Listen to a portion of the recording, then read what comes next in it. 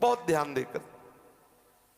हम प्रसाद पाए तो एक एक कवल ध्यान पूर्वक पाए, जल्दी नहीं। आप कोई भी कवल बिना भगवत स्मरण, बिना भगवान नाम के अंदर न जाने पाए, ध्यान रखना।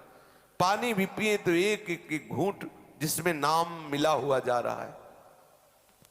हम वार्ता भी करें तो नाम का चिंतन करते हुए करें, एकदम फ्री वार्ता ना करें, जो आया उससे एकदम फ्लो में बोलते चले जा रहे हैं।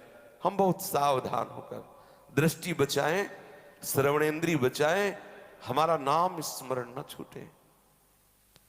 हम दौड़ भी लगावें, नाम, व्यायाम करें, प्राणायाम करें, गृहस्थी के कार्य करें, जो भी दिनचर्या हो, नाम न छूटे, ऐसा अभ्यास करें।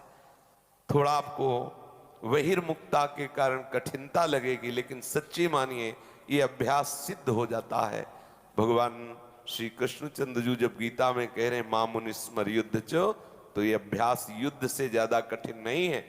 युद्ध क्षेत्र में तो बहुत कठिन है, उसमें भी कह रहे हैं मेरा स्मरण करते हुए युद्ध करो। तो भगवत स्मरण परायण, आपकी साधना किस कोटि की चल रही है, ये आपका हृदय ही बताएगा कि आप किस कोटि का स्मरण कर रहे हैं, कितना भूल जाते हैं। आराम से एकांत भाव से यही चिंतन कीजिए।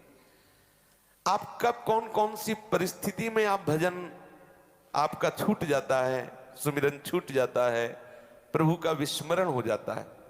ईमानदारी से आप उस बात को नोट कीजिए, ध्यान दीजिए उस बात पर, किस जगह हमारा भजन छूट जाता है। यदि वो भागवती की स्थिति, जैसे आप सत्संग सुन रहे, ये भजन ही है। आप वाणी पाठ कर रहे, भजन ही है। वाणी पाठ सुन रहे, भजन ही है।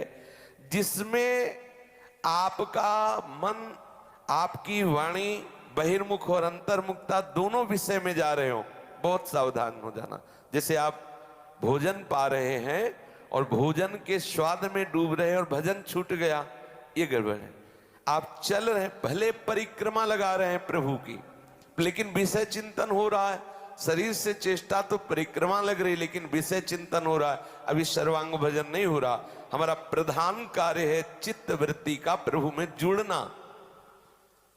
अभ्यास योग युक्तेन चेतसा नान्यगामिना, चित्त कहीं और न जाए, हमें ये सिद्धि प्राप्त करनी है।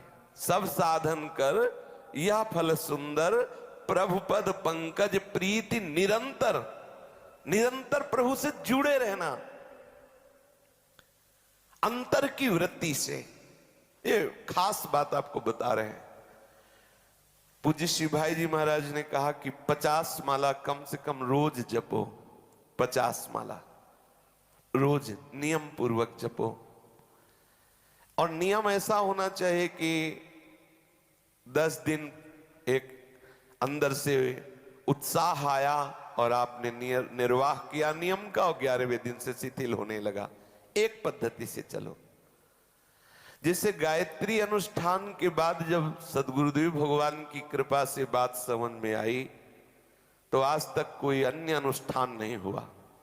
गायत्री अनुष्ठान के बाद जब नैष्ठिक ब्रह्मचर्य की दीक्षा मिली,